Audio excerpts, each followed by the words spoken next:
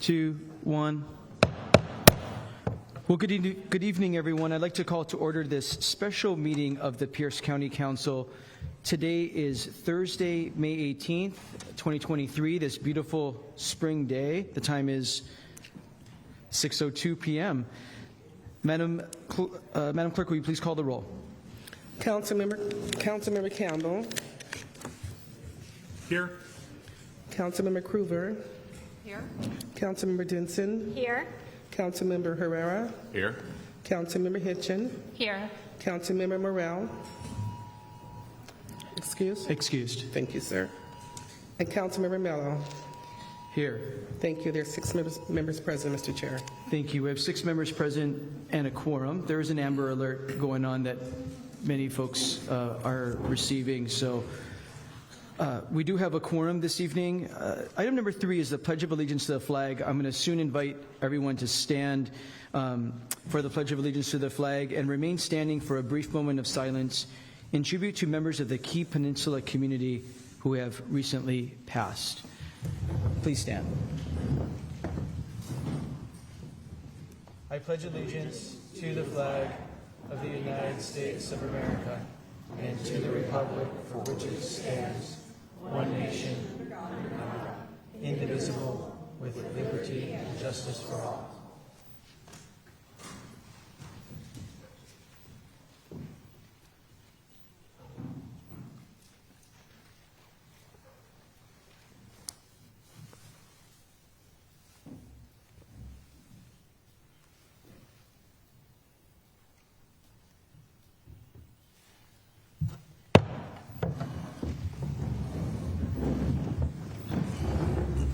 Well, again, good evening, everyone. I'm Ryan Mello, and I have the great honor of chairing the Pierce County Council this year. I'm going to turn the gavel over to whose district we're in. It is our custom that when we get to do an in-district meeting in community, we turn the gavel over to the council member whose district we're in to chair the meeting. So it's my honor to ask our chair this evening, Chair Robin Denson, to chair the rest of our meeting. Thank you, council member. Thank you, Council Member, and Chair Mello. Oh, thank you, Kurt. Thank you so much, everyone, for being here. I knew the Key Peninsula would turn out because I know you all have a lot of interest in what's going on, and you are such committed, engaged members of the community. So I want to thank you all for attending. We've really tried to put together a very thorough and informative briefing for you all about what's going on the KP. I want to thank my fellow council members, some of which have really long drives to come here. So thank you all for the effort. I'd like to thank our council staff. We've got Clerk Denise Johnson. She wants to give a wave. Our communications manager, Brian Dominique, who's also manning the PowerPoint today. And we have Council Attorney Susan Long. I also want to thank PCTV staff and also the Pierce County Department of Emergency Management radio communications staff. So thanks for being here. They've been here since like 2 o'clock setting things up. We have Deputy Ward here, who's here to make sure Kurt Scott behaves. We've got a number of department and community presenters. I want to thank resident Greg Engelmeyer for helping pass out the comment sheets that hopefully you all got. If you didn't, there's some by the door, and I'm hoping you will fill those out so we can get back to you. And I want to give a special thanks to my council assistant, John Jollyboys. John, where are you? Who many of you know, he put this whole show together and just did an excellent job. He's been here since the early afternoon as well. So if you've looked at the agenda, we have a packed agenda for you tonight. So I am going to run a really tight ship with the presenters. My goal is going to be to wrap up the presentations right around 7:30, so then we can open it up for public comment and we have an opportunity to hear from all of you. It's one of the reasons that we handed out all these comment cards, though. So if you are speaking tonight, or if you're not comfortable speaking tonight, Please fill one or more out. We've got baskets at the lectern and at the front door, so you can leave these for us, and that's really helpful for John and I. So we have your information, and we can take the time to get back to you. The comment period in a council meeting does not allow for a back and forth Q&A, so we're really excited to hear your thoughts, but we want to be able to respond to you, and we can do that if we have your information on the comment card. Okay, before we get started, I would like all of my fellow council members to introduce themselves. Brian, thank you very much. We'll start over here with Councilmember Hitchens. Thank you, Chair. My name is Janie Hitchen. I have the pleasure of serving District 6, which is DuPont, Stillicum, Lakewood, a couple of islands, Anderson, Ketron, and McNeil, Joint Base Lewis McChord, and then where I live, half of Parkland. Thank you. Thank you, Madam Chair Denson. I think you've laid down the challenge on attendance, and maybe next year we'll go to Mount Rainier for me. So,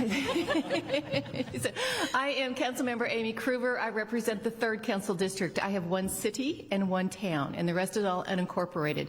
I have half of Graham headed out through Frederickson, Spanaway, south to Roy, McKenna, heading back east, Eatonville, and Mount Rainier, LB Ashford.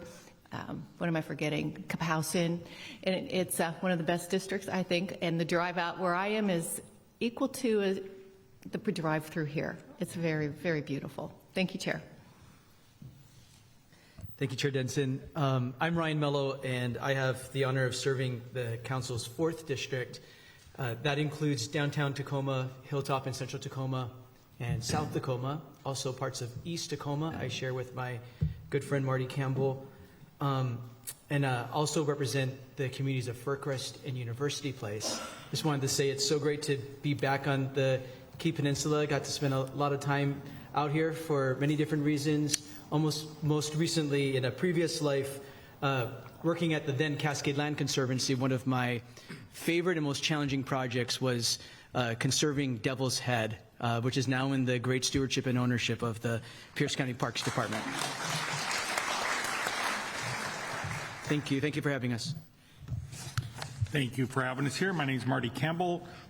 I serve in District 5, live in East Tacoma, and represent parts of East Tacoma, south end of Tacoma, the Port of Tacoma, northeast Tacoma, and Fife, along with the unincorporated communities of Browns Point, Dash Point, Fife Heights, Riverside, Clover Creek, North Collins, Summit, Waller, and the other half of Parkland. Hello, everybody. My name is Paul Herrera, and I represent District 2, which is Milton, Sumner, Puyallup, Edgewood, and South Hill areas. It's great to be out here. This is absolutely beautiful out here. Although I haven't spent too much time on the land, I've literally spent hundreds of hours on the water in Carr Inlet, Minter Bay, at high tide, and some of these places, and it's absolutely beautiful out here. Glen Cove, Vaughn Bay, all these areas, Rocky Bay even. At high tide only, but it's great to be out here. All right, thank you. Thank you, Chair. All right, thank you, council members. Next, we approve the agenda. Does anyone have any objections to approving the agenda as presented? They're joking with me because there's a lot on this agenda. Seeing no objection, the agenda is approved. Next is the consent agenda. We do not have anything on the consent agenda. And now we turn to messages from the executive. And we are honored tonight to have County Executive Bruce Dammeier with us. And he would like to say a few words. Thank you very much, Madam Chair. For the record, Bruce Dammeier, Executive of Pierce County. Great to be out on the Key Peninsula. As a reminder to everybody, today is, I believe, the 43rd anniversary of Mount St. Helens eruption. And right now, we have about 60 people from both county employees, emergency management, and other departments, and kind of representatives from our community back in Emmitsburg, Pennsylvania, planning for Mount Rainier-Lahar. If that were, hopefully, that never happens, but they're back there planning, and since it is the 43rd anniversary, we know that we need to be doing the work to be prepared for that.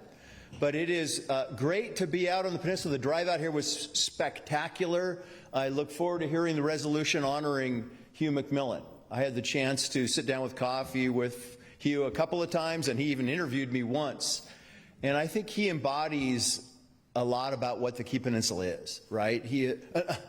An amazing background that it was just astounding, stories and stories and stories from his background, but also willing to do everything, the community coming together, practical, let's find a way to get stuff done. Let's partner with whoever we need to do to support our community. And that was what besides his camera, that is one of the things I remember most about Hugh and miss him a lot. A great community leader. And that's going to be the theme of my remarks tonight. I think if there's anything that this community represents, it's about partnership.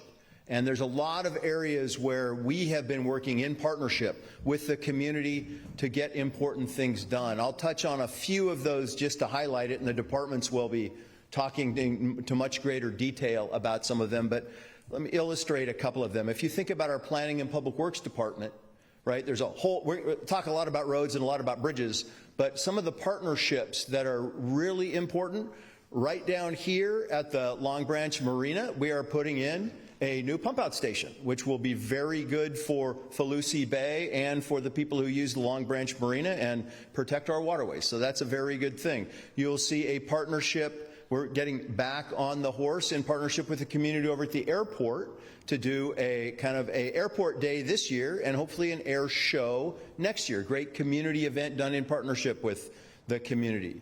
And you will see a lot of work being done on partnering to bring broadband to the Key Peninsula. We know that high-speed internet is absolutely crucial. So you'll see a lot of partnerships there. Other areas where you see partnerships would be with our parks team, right? As the chair mentioned, I think we have partnered to conserve this important land out here. I think I first came out to the Key Peninsula to Camp Seymour as a youth, right? There were a lot of camps out here, still are some camps, but a lot of those camps, like the Soundview and things like that, it's about preserving. And I was going to say we've done preservation projects from Devil's Head to Donkey Creek Park, to Donkey Park in Gig Harbor. So it's one of the areas, this is an area where there's a lot of important land to preserve and to conserve as we go forward. And the Parks Department does a lot of great partnership with Penn Met Parks and Key Penn Parks. So there's a lot of work going on there. I would also highlight our Sheriff's Department. You know, Deputy Betts is going to come up here and do a great job in a couple of minutes. But if there's anything, law enforcement out here is a team sport between Pierce County Sheriff's deputies, Washington State Patrol, Gig Harbor PD, sometimes Kitsap Sheriffs. It is a team sport. They do a great job of working together to support this community. And one example of that was the active shooter drill, an exercise we hosted at Gig Harbor High School last December. That had all the local law enforcement involved. It had local fire involved. Again, one of those things that we hope we will never, ever see, but we have to be prepared for. And that was also a great partnership with Peninsula School District at there. And lastly, I would close with a great partner with the Peninsula School District. They were an awesome partner in the pandemic, right? They were one of the early schools that were trying to find ways to safely reopen. They knew that having kids out of school was not good for their mental health, their emotional health, their education, their academic education. So they were always at the forefront of our pilot efforts, working throughout the county to find ways to get kids safely back in schools. Some of you will remember that we partnered with the Peninsula School District to host a rolling graduation at the airport during the pandemic. And currently, the Peninsula School District is one of our school districts that is partnering with us piloting our School Connect program. That is a contract that we have with Comprehensive Life's Resources to deliver more mental health services to our school districts. And Peninsula is one of, I think, 5 or 6 school districts that are doing that. So there is a great deal of partnership that goes on out here to find ways to get things done. We are always open to partnerships to find ways to make this community better. And I will close with a quick plug for Bike Month. It is Bike Month right now. If you watch. We're releasing a video tomorrow supporting Bike Month with a shout out to the Cushman Trail. So although we're riding the Foothills Trail, we give a shout out to the Cushman Trail. And if you are a biker, in the back we have our brand new, fresh bike maps, which include, among other things, the first time we've got the leg of the trail from South Prairie to Buckley on there, as well as some other neat amenities. So if you're a biker, be sure and pick one of these up. So thank you very much, Madam Chair. I'd stand for any questions from you or the members. Are there any questions from my colleagues? No. Well, thank you so much, Executive Dammeier. You bet. Thank you. And thank you so much for mentioning our good friend Hugh McMillan. So I'm going to turn to that next. Thank you, Brian. I wanted to hold this meeting in honor of Hugh. Hugh was a close friend of mine, and knowing Hugh, he was probably a close friend to pretty much everybody else in this room as well. He reached so many people and touched so many lives, and it's hard to believe. I don't even think it's hit me, honestly, that he's gone. I don't think I ever thought that. I thought he would live forever, and he will live forever thanks to all of his good works. So I've got something to read here in his honor. Hugh McMillan was born in Westminster, British Columbia, but grew up in Tacoma, Washington. He graduated from Lincoln High School in 1944 and enlisted in the Navy to serve in World War II, though that service was brief because World War II ended while he was in training, and I think they must have heard that Hugh was coming. In 1948, Hugh enrolled in what is now the University of Puget Sound, and soon after he married his college sweetheart Janice, who we sadly lost in 2021. After college, Hugh was recruited into the Central Intelligence Agency and dutifully served for 26 years in Japan, India, Egypt, Greece, and Turkey. He was decorated twice, including for organizing the evacuation of some 900 U.S. citizens from Egypt during the 1967 Arab-Israeli War. It's a great story that you've probably heard Hugh tell. Janice was with Hugh at every posting, and their two sons, Lance and Marshall, were born in Tokyo. Hugh retired in 1978, and they found their forever home on the Key Peninsula. Hugh used his life and learned skills and the loss of his son Marshall in 1980 as an inspiration to serve the citizens of the Key Peninsula and Gig Harbor for over 40 years. He was an elected fire commissioner for 14 years. He was also a member of the Lions Club, Citizens Against Crime, Key Peninsula Community Services, Communities in Schools of Peninsula, Peninsula Education Foundation, and the Peninsula Emergency Preparedness Coalition, among many others. He was perhaps most proud of being a true champion for our students, in particular the KP students. For over 20 years, Hugh wrote Kids Corner for the Peninsula Gateway, ensuring the community learned of all of the amazing and positive accomplishments of our students. Hugh's dedication to the community did not go unnoticed. He was recognized as the unofficial mayor of the Key Peninsula by Representative Derek Kilmer during a speech on the floor of the U.S. House of Representatives. He was named Gig Harbor Chamber of Commerce Citizen of the Year, awarded the Gig Harbor Rotary Star Award. There's a plaque outside the Key Center Fire Station honoring Hugh. And in 2021, the Peninsula School District named the gym at Evergreen Elementary School the Hugh and Janice McMillan Community Center. I know we have School Board Director Chuck West with us today. He was a big part of making that happen. Chuck, I know you're there. I saw you. There he is in the back. Thank you, Director West. We are so proud to recognize the amazing life, service, and contributions of Hugh McMillan, who impacted so many lives and whose mantra of "Don't tell me what's wrong, come on in and help me make it right" will live on in so many of us who are blessed to call Hugh our friend and champion. So thank you. And as you can see, his memorial is happening June 18th at 1 o'clock at the Peninsula High School Stadium. So hopefully I will see you all there. I also want to acknowledge the recent passing of Bill Trandom, who was a former Key Peninsula Parks Commissioner and chair of the KP News Reconstitution Committee. Editor Lisa Bryan recently described Bill as the force behind the relaunch of a shuttered KP News, essentially rescuing the community newspaper. So I've heard so many wonderful things about Bill and his contributions to this community, and we know how much we love the KP News. So he's greatly responsible for the resurrection and how wonderful that paper is today. All right, moving on. We do not have any ordinances or resolutions, so we're going to get to the meat of this meeting tonight. I've got a couple slides, and then we will turn to our presenters. I wanted you all to see, this is District 7, so this is your district. It's quite diverse. As you can see, not only does it have the Key Peninsula and Gig Harbor and Fox Island, but it also includes North and part of West Tacoma. So a very, very diverse communities, all with different needs and all very beautiful. We have a lot of shoreline, which has lots of opportunities as well as challenges and really makes it important environmentally and culturally and makes it a great place for people to want to live and visit. Next slide, please. So the Key Peninsula is a ways from Tacoma.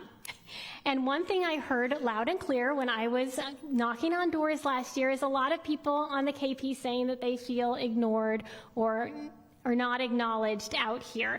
And I am here to tell you that you are not forgotten. The Key Peninsula is very, very important to John and I. In fact, that's why we're having our first in-district meeting, as far as we could get down the Key Peninsula to make sure that this community could understand what the county is doing and that we can hear from you as well.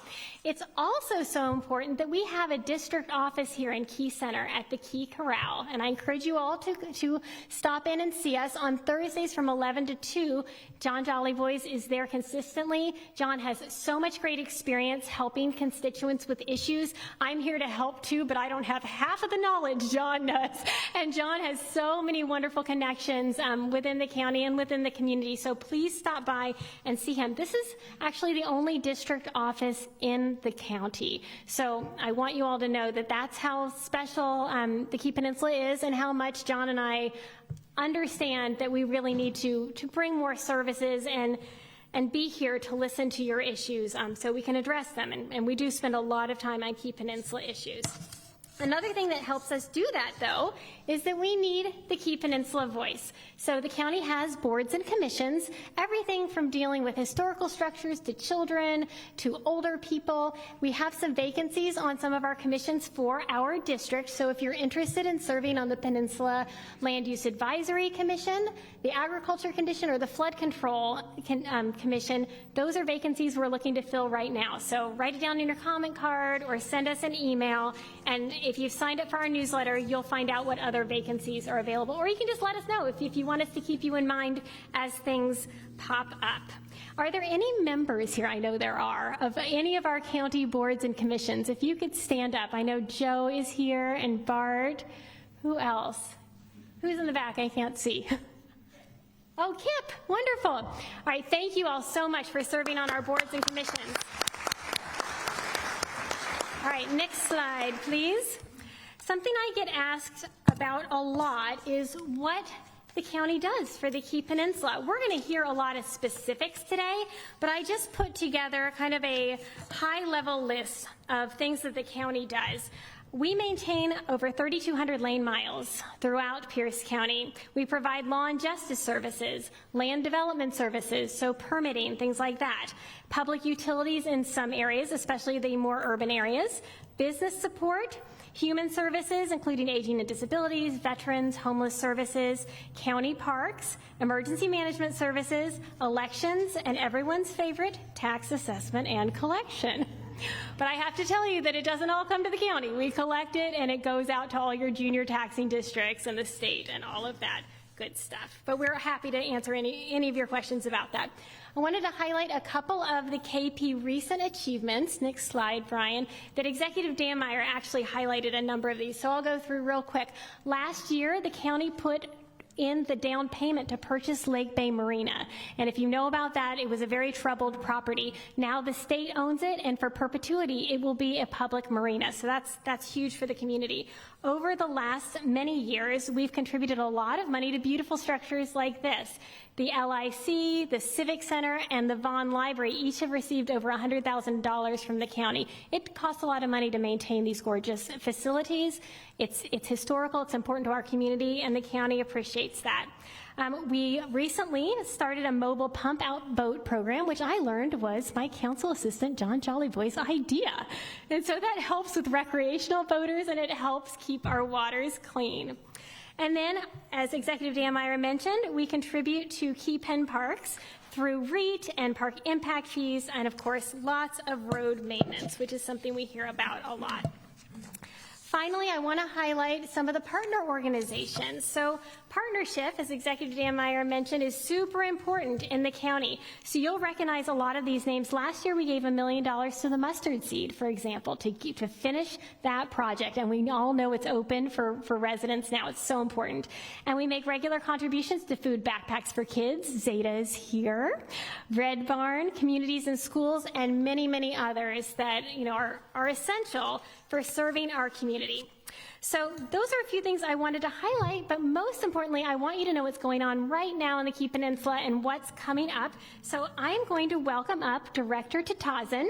She is the Director of Planning and Public Works. So it is a huge deal for Director Tatazin to come all the way out here. We're so appreciative. And she's going to give us some highlights on roads and broadband and other happenings here on the KP. Thank you, Director Tatazin. Thank you very much. Jen Tatazin, Planning and Public Works. I also live in District 7 on the other side of the bridge because I don't like to commute that much, but I appreciate the invitation. We do have a lot of information in the back. The department is very large. We have a broad range of services, so I'll just touch on a few things that might be of interest to you. Please take some of the literature and learn more about it, but my department is essentially responsible for county roads, sewer system, ferry, airports, trash and recycling, stormwater management, floodplain management, permitting and building inspections, and long-range planning are the highlights. There are a few other things we do, but anything along those lines, you're going to look for Planning and Public Works, PPW we call it for short. Can we go through the slides? This is just an overview. I wanted to highlight on the next slide a few road and bridge projects planned in your area going on this summer and for next summer.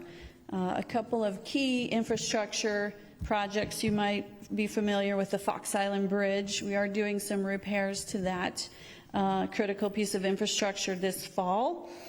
These are repairs on the mainland end of the bridge. It'll be about 6 weeks of work. And right now we're negotiating with the contractor the final schedule and construction methods. We'll have a lot of information in advance to let folks know what the traffic impacts will be. But that will take place this fall. That's to keep the bridge in good working order for the next several years. We also have a bridge replacement project that we're working on, Glen Cove Bridge at Kramer Road. This is a very narrow and poor condition bridge that we will replace completely. This will happen in the summer of 24, but what you'll see this summer is some early preparation work, a little bit of clearing, grubbing, removing vegetation to get the site ready for construction next summer. A couple of traffic safety projects that are going on in your area. We have a county-wide guardrail program, so along curves and dangerous sections of roads, we have guardrails. You'll see our contractors going out putting reflectors on all of those so that drivers can see them better at night. Hope to reduce collisions at nighttime. And then lastly, road construction. You might be familiar with Lackey-Jackson Key Pen intersection. I drove by it for the first time today. I've only lived in the county for about 2 years now, so but I understand this has been of interest for a while. So last year we did select an alternative, and we have started the design for a single lane roundabout to improve that intersection. We don't have a construction schedule for it yet. We have to do the design first, see how much it's actually going to cost, and then we'll work to put it in the budget next year. Next slide, please. So that's construction. Our county road maintenance crews are also really busy this summer. You will see county forces out on the Key Pen now and for the next couple of months doing preparations for our annual chip seal program. We do plan to put down about 5 miles, 10 lane miles of new road surface through the chip seal program.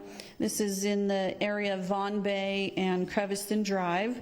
We have detailed maps if you want to see where this is happening. But I really appreciate drivers' patience and looking out for our crew's safety when they're out there doing this work. You'll see them doing pothole repairs, vegetation removal, sweeping, all to get ready to put down that nice new surface of chip seal. So please look out for our crews as you drive by. We appreciate that. Next slide. The other area I wanted to talk to you about is broadband. PPW is tasked with managing the county's broadband expansion program. This is a relatively new program, but the goals are to partner with industry, pursue state and federal funding so that we can expand broadband to as many households and businesses as possible. We've established 5 incentive districts across the county. 2 of them are in the Key Peninsula. We call them North Incentive District and South. And I want to talk to you a little bit about the projects we're doing. If we can go to the next slide. Just a quick background on this program. As I mentioned, it is fairly young. In 2018, the County Council started doing research and quickly realized that this is a big gap across the county and a critical infrastructure that we need to work on. In 21, they allocated $15 million of federal funding and assigned PPW as the lead to work on projects to get broadband out there. So just this year, we awarded a contract to Comcast, a provider for the North Key Peninsula area. We also have a project with the Nisqually Tribe of Indians in the south part of the county near Thurston County line. So I want to talk to you on the next slide about the broadband, the Comcast project in the North Key Pen. This project is in design right now and will deliver broadband service to over 500 homes. It's the county's investing $3.75 million, and the partner is matching with $1.35 million. We do have some information on the table in the back. There was a press release with more information, and as the design gets finalized, they'll submit for permits, and as soon as we issue permits, then they'll start construction. It'll be about a 1-year project, and then those households will have the option to connect to Comcast broadband services. So this is super exciting. These are areas, these incentive districts are established because without financial incentives or some other forcing function, providers just won't go out there and build because there's not a high density or they're remote. So these programs are really going to help get service to those locations that wouldn't get them otherwise. We have another project that we're working on. We're in the early stages of negotiations, but to partner with the provider Astound on Heron Island to serve about 475 homes. They're taking advantage of the county's incentive, so it'll be a 50-50 cost share arrangement, and they should be able to get infrastructure out there in about a year as well. So 2 exciting broadband partnerships. If we go to the next slide, my team is tasked to get service to as many homes as possible, and we have 1 full-time person doing that, plus a few others that are helping with the program. But one of the challenges we run into is the federal government has data that shows Pierce County is 100% served by broadband. It is. We call it the FCC map. And you can help us dispute this information. If you go to our website, Boosting Broadband, we have a link there. If you have a mobile phone, you can go there from your house, or if you use public internet, you can provide information that my address does not have broadband, or I have internet, but it's very slow. The more people that fill out these forms and do the speed tests, the more successful we'll be in bringing more resources to Pierce County. We have to challenge these maps so that we can be eligible for more funding. So help us out with that. We're doing what we can with the data that we have, but it's very specific criteria. And if you are the homeowner and you submit, that's going to have a lot more weight with FCC than when I provide. Okay, so that's broadband. Next slide. Last thing I want to leave you with is how to get services from PPW. We have an amazing mobile app and a website called Pierce County Works on your phone. It's also called See Click Fix. If you live or work in the city of Tacoma or some of the other jurisdictions, you also can use this platform. It's a really simple way to submit service requests, maintenance requests. If you see a pothole that no one has reported yet, you can submit it, you can take a picture of it, and we'll assign it to our teams and we'll get it in the queue. This is a really great way. It's not just planning and public works services, cable TV, sheriff, parks, facilities, pretty much anything, any of those services that Councilmember Denson mentioned that the county is responsible for, you can submit through Pierce County Works. Next slide. And we know that some of y'all are using it because we've already had about almost 400 requests from District 7 in the last year. A lot of garbage, graffiti, roadway debris. So keep using that. Anything you want to submit, we will take care of it. And you can also track status of it and find out when it's been done. You can see that if your neighbor's already reported it, you don't have to resubmit it. Yeah, so appreciate that. Next slide. I'm just going to leave you with, in the packet, you have our contact information. If there are things PPW can help you with. Code enforcement, I failed to mention earlier, is also part of our portfolio. Permitting, comprehensive plan, recycling, any of those things, we're here to help. Thanks for having us.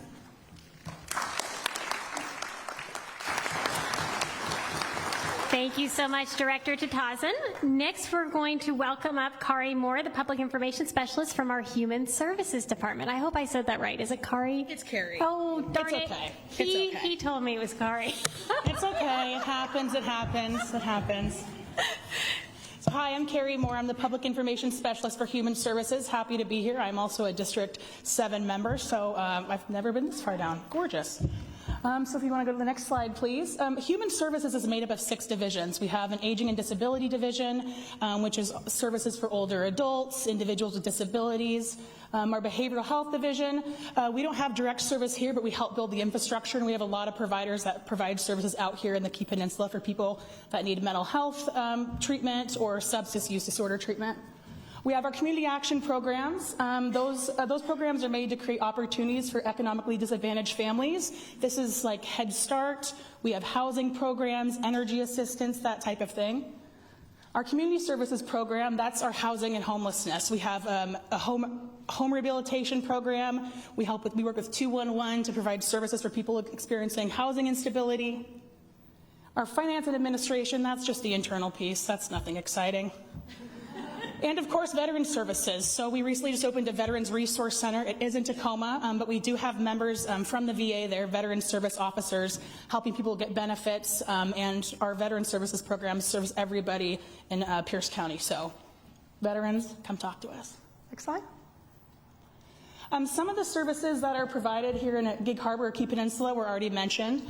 I'm sure you guys know about the Mustard Seed Project. So our Aging and Disability Resources Division helps fund that, the Key Peninsula Community Services, and of course the Gig Harbor Senior Center. Behavioral health, we have providers at Comprehensive Life Resources, Hope Sparks, and Youth Oasis. And again, I don't believe they have their direct offices out here, but they have services and satellite offices that are available to constituents out in this area. For veterans, I just learned this the other day, that we partner with the Lake Catherine and the Key Center food markets to accept our veterans vouchers. So our veterans can get certain vouchers for groceries, burial, medical expenses, rent, that sort of thing. And other funds that we have that go out to Key Peninsula, we have a couple for transportation, and that's for the Key Peninsula Partnership and the Key Peninsula Civic Center, and violence prevention funding and community and schools and the Red Barn Youth Center. Next slide. A lot of our programs serve people out in District 7. One of our biggest ones is for older adults and people with disabilities, our Family Caregiver Program. A lot of people think about human services as services where you have to be low income, maybe make a certain criteria, but this is one of our programs that doesn't have an income limit. It's for people that are caring for loved ones, for neighbors, for family members. It can be anything from respite services for the caregivers to get a break, to installing grab bars in your home and in your shower to keep the people that you care for safer. All of our aging and disability resources programs can be reached through the Aging and Disability Resource Center. I didn't add it to the slide, forgot about that, but it's 253-798-4600.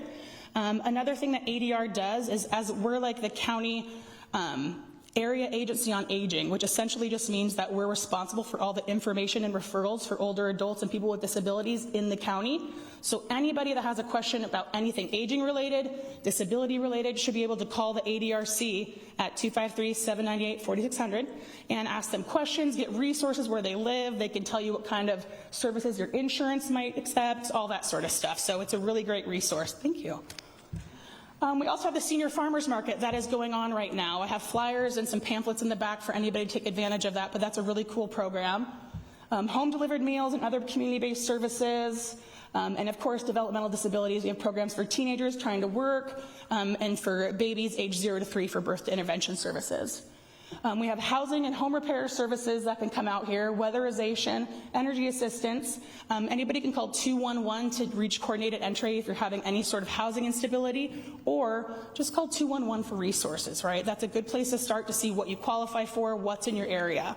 And we work with them for a lot of our programs to make sure that they're connected and they have the most updated information of all of our stuff. Another great program that we do is eviction prevention. One of those things that qualifies you must be behind on rent, but that's a very popular program. We also have a down payment assistance program and other programs that are for renters or homeowners too. And of course, our veterans programs. So the next slide, I believe, is questions, which we're saving for the end. So thank you for having me, and woo, yeah. I should offer the opportunity if any of my council members have questions, just give me a wave. Thank you so much, Carrie. We appreciate it. And I really should not throw the council chair under the bus like that. So it was not his fault at all. It was completely my fault. All right, next we've got our favorite sheriff deputy, Deputy Betts, here to talk about all things public safety. Nice picture. I always say if you get my chin and my forehead in the same picture, we're good. Thank you and welcome to our little slice of heaven out here. I appreciate you having me up here too, Ms. Tenson. I brought my notes here, so I'll make sure I go through some things. I think the key point we talked about today was partnership. You know, with the limited resources, as many of you know, that we have out here in the Sheriff's Department, the key point is that we partner with people.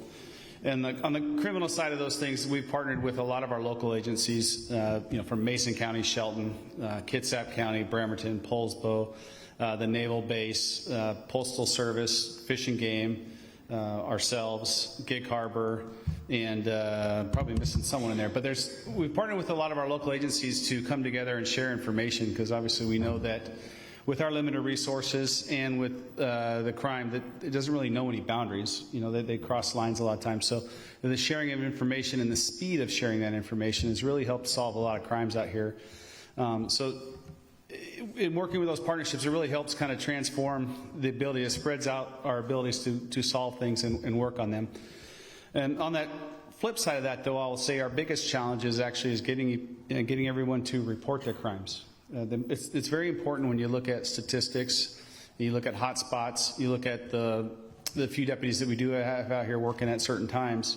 If we don't have a report to go off of, then we don't know that there's an issue, right? I can't say to our guys, hey, I'm seeing a hot spot flare up over here, I'm seeing some issues flare up over here, or we can work with some of the networks that we have in different communities to help solve these problems.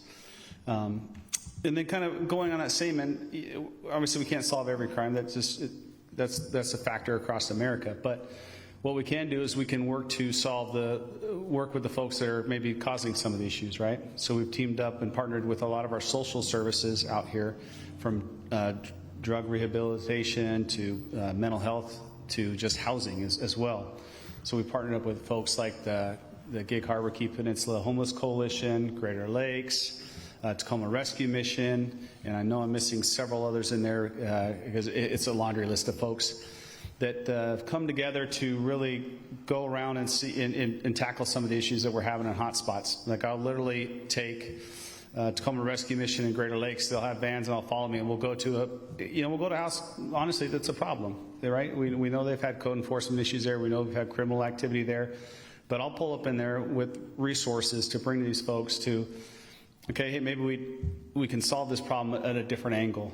You know, maybe we can get them some help and some services so we're not having to deal with the same issues over and over and over again, right? And so those partnerships have been key to, we haven't totally turned full page yet, but they're key to solving some of these issues. You know, we're getting people in housing, we're getting people in treatment, and I'm not running into them again and again and again, which is the key, right? And the next part of that too is we're also then working to help the next generation of kids, right? We don't want to keep working with each generation as we go down the line, try to break that cycle. And so part of that is partnering with all these social services that we have out here, and they're amazing.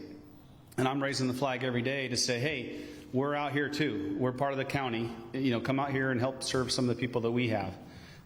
So there are people out here waving the flag for us, Ms. Denson and myself and others that are in a lot of all these services. So I'm making sure we're not forgotten out here.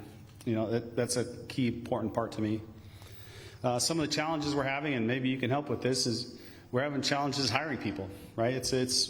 Politically, it's a tough environment in law enforcement right now, and statewide, nationwide, really, it's an issue of hiring too, right? Finding enough good men and women that want to do this job. You know, it's not an easy job. Sometimes it's nice you're driving around in this beautiful part of the country, and you know, sometimes you're running like hair on fire to stuff. You know, that's just kind of, you know, I've lost a little hair over this job, just, you know. So we're looking for good people to do this job. You know, we've got a lot of support out here. Honestly, it's really not an issue for us out here, and I don't think the state of Washington has the same support issues in their communities that maybe some other communities do. So that also goes to the staffing in our jail. You know, we're very short staffed in our jail. We have room available for more people in there. We have the ability to, you know, give people a timeout, as I call it, and I'm more than welcome to give them a free Uber to Tacoma, get a little timeout, and maybe get resettled. You know, and on that same note, I've also gone and talked to a lot of services that are in our jails to make sure the folks that are in there, while they're getting sober, are able to make decisions to be able to continue that process in their life. So there's a lot of programs in place, and you know, if you have a great idea, I'm always open to hear it, and I'm always open to run it up my chain too. So I'm happy to do that. Those are a couple of challenges we have, and usually on most of my talks, my biggest closing remarks are to vote. Right? There's a lot of issues we have about voting. Public safety is just one of them. So I always preach, because I'm on the public safety side, obviously, that I would like you to vote and keep public safety in mind. And two, donate to your local charities, your churches, your local charities. They are doing amazing things out here. We rely on them day in and day out through a lot of these services that we provide to help, even if it's just a night at the West Wind. You know, maybe it's a backpack full of food. You know, there's a ton of little things that are being done that are not seen, that are coming from your local charities that make a huge difference to be able to service people out here. And it's not coming from me. Sometimes I can be the front person because I see it first. Maybe I'm out of the house and I see the issue. But there's a lot of issues that we're having with kids in schools that could use extra services. And the programs are being worked on and being proposed. And the local charities do a heck of a job helping us out. And so please, if you're looking for a way to help, that is certainly a big way you can help. So, any questions up here? Any questions from my fellow council members? And in the audience, if you have not had the opportunity to get to know Deputy Betts, he has ingrained himself in all of the charities, all of the local organizations and the schools. He's just amazing. He's a KP resident himself. Hope that's okay to say. He's wonderful, and thank you so much for all of your good work. Thank you. Just one moment. Deputy Betts, Councilmember Herrera has a question. Thank you, Chair. Thank you for your service, and I know the challenges that you have out here with, you know, kind of being by yourself, especially the guys that work at night and sometimes being alone, and really do thank you for your service. It's been a tough road these last few years, and the county council has made, as you know, if the people don't know, we've put things in place for you to get more people, more help, on both sides, of more uniformed police officers, more corrections officers, and hopefully it can leak out this way. I was a police officer for 20 years, so I do know what you're feeling. I have worked out in this area with the tribal police, and worked with Fish and Game quite a bit out here also. So thank you again. Thank you, Chair.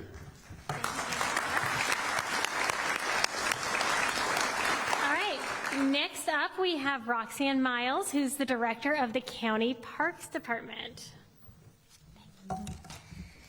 Great. Thank you, Council, for having me out here tonight. Even though there is a park district out here, which now I just realize is almost 20 years in, we still have a strong working relationship, even just in peer and mentorship in sharing best practices. So I'm going to share with you just a few of our properties.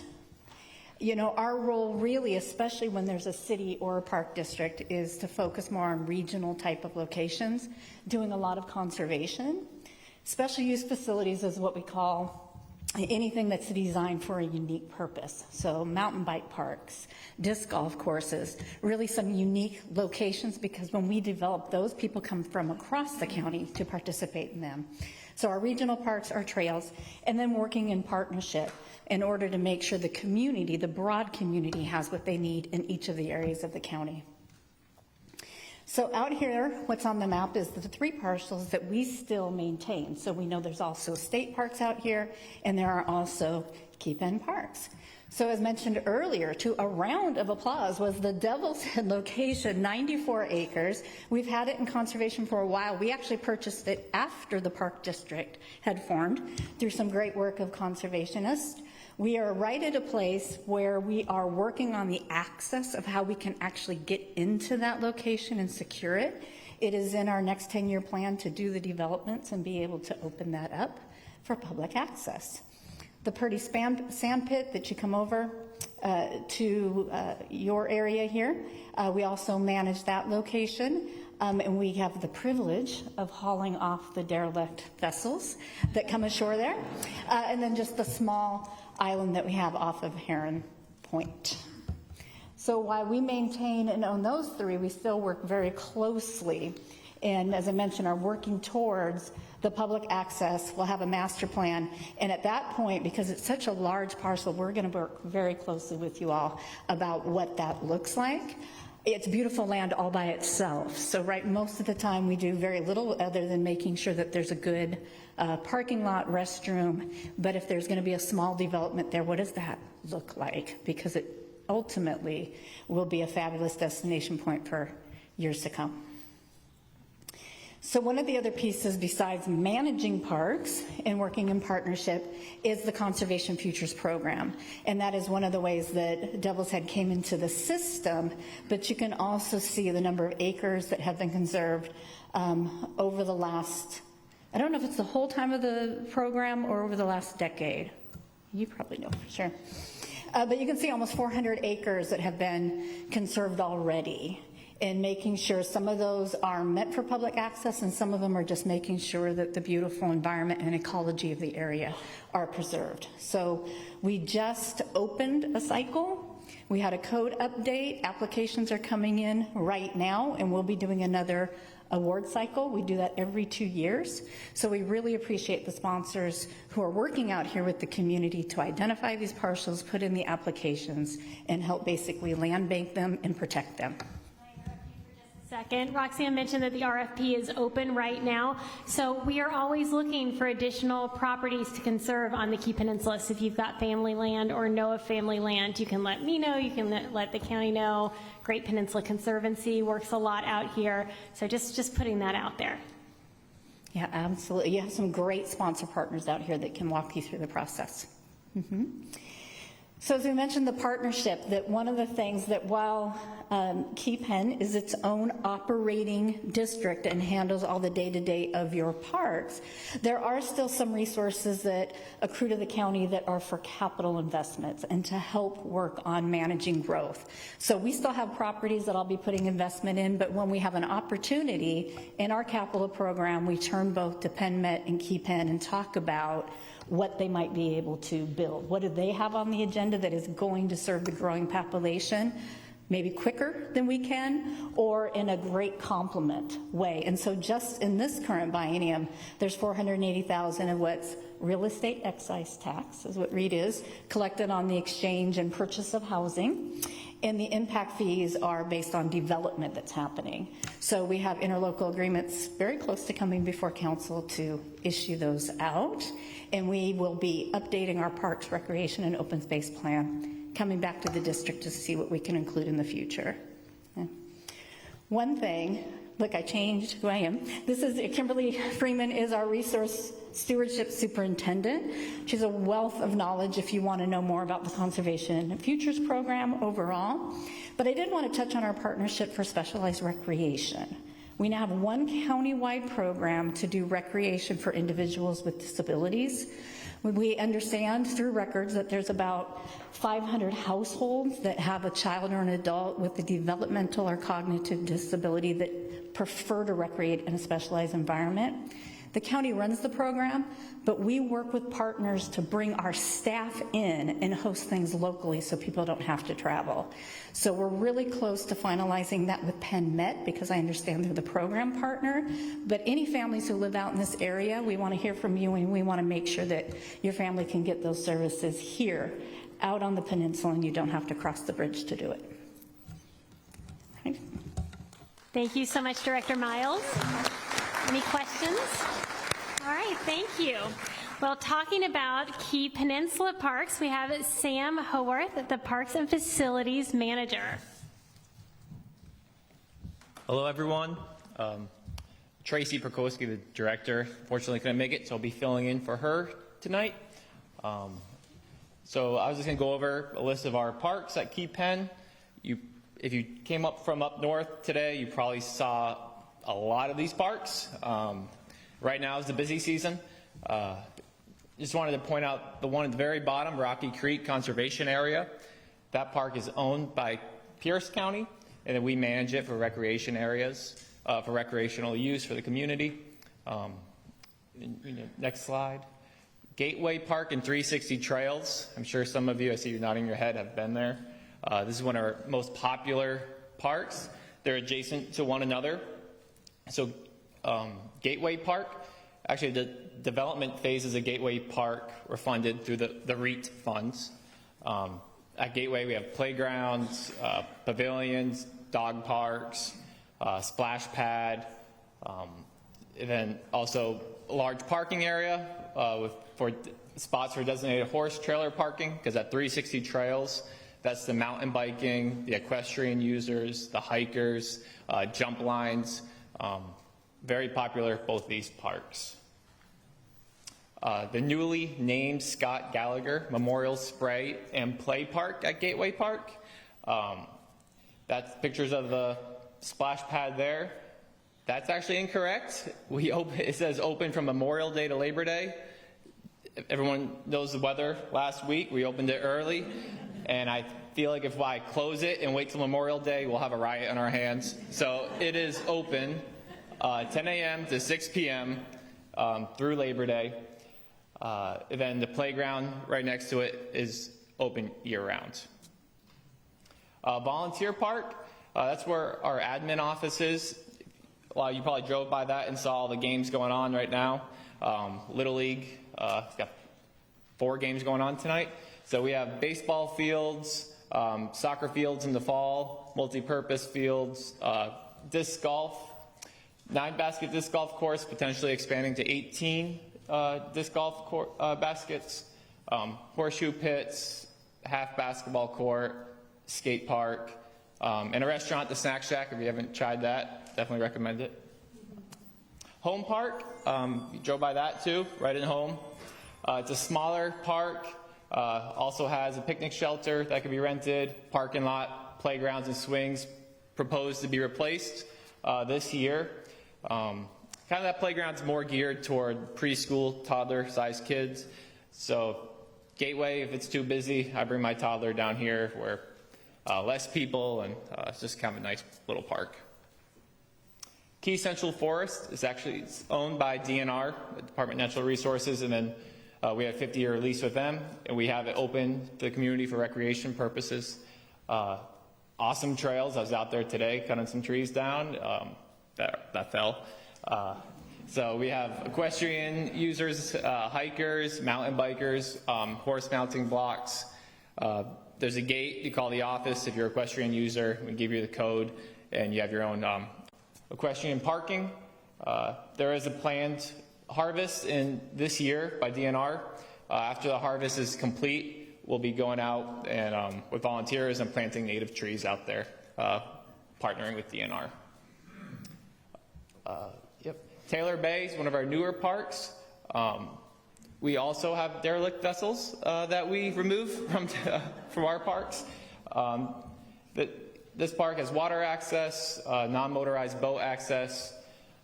There's parking, and there's actually a caretaker that lives on site that helps us maintain the property. It's our most southern park, so they help open and close the gates. Here's some of our events this summer. Coming up, the summer solstice gnome hunt, starting June 22nd. So starting June 22nd at various parks of ours, you might find these little ceramic gnomes. If you find them, take a picture, take the gnome home. They'll be spread at a few of our parks. We also have a big event, Family Fun Fest at Gateway on July 28th. Mountain Biking 101 at 360 Trails, so you park at Gateway. They're going over kind of the basics of mountain biking. Got every Friday night in August, we alternate between Volunteer Park and Gateway Park. There's a movie night, so every night, every Friday in August. Then we partner with Pierce County Libraries for Bubble Fun Day at Gateway. And we also partner with Key Penn Fire District for Letters of Santa, and then All Hallows Eve is at Gateway in October. Plenty of opportunities to volunteer. We're always looking for volunteers for special events to help us prepare, set up, clean up.